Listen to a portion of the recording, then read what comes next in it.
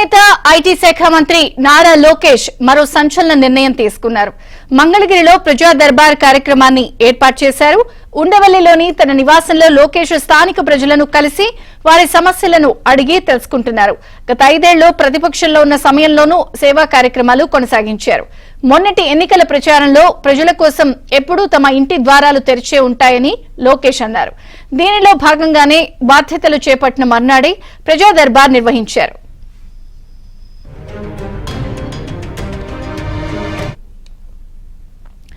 ప్రజల సమస్యలు పరిష్కరించేందుకు యువనేత ఐటీ శాఖ మంత్రి నారా లోకేష్ సంచలన నిర్ణయం తీసుకున్నారు.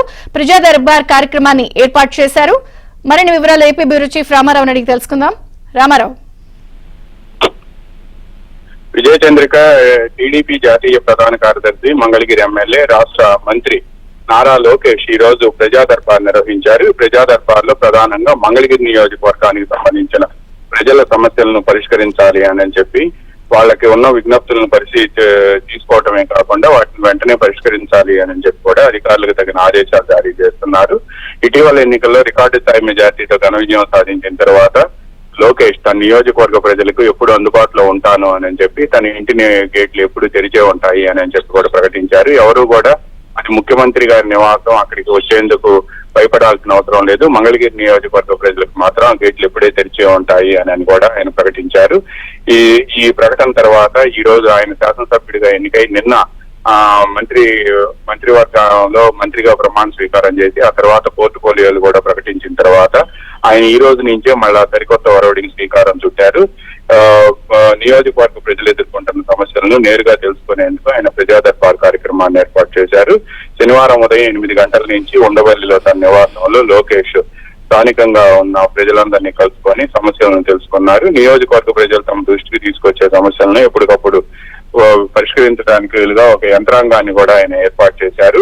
తన పేషీలో ఎప్పుడుండే అధికారులతో పాటు మరికొంతమందిని కూడా చేర్చి ఎప్పటికప్పుడు వీరి సమస్యలను పరిష్కరించి ఆ సమస్య పరిష్కారం అయిందో లేదో కూడా మళ్ళీ వెంటనే వాళ్ళకు ఫోన్ చేసి చెప్పే విధంగా ఒక సిస్టమ్ ఏర్పాటు చేశారు. 2019 ఎన్నికల సమయంలో కూడా లోకేష్ ప్రజలకు అందుబాటులో ఉండరని వైసీపీ నేతలు అప్పట్లో ప్రచారం చేయటం, ఆ తర్వాత వాస్తవానికి 2019 నుంచి 24 వరకు కూడా లోకేష్ ఎప్పుడు మంగళగిరి నియోజకవర్గ ప్రజలకు అందుబాటులో ఉంటూ వచ్చారు. సొంత నిధులతో అనేక సంక్షేమ కార్యక్రమాలు, మొత్తం 29 సంక్షేమ కార్యక్రమాలను కూడా ఆయన చేపట్టారు. ఇప్పుడు మళ్ళీ ప్రజా దర్బార్ నిర్వహిస్తూ ప్రతిరోజు కూడా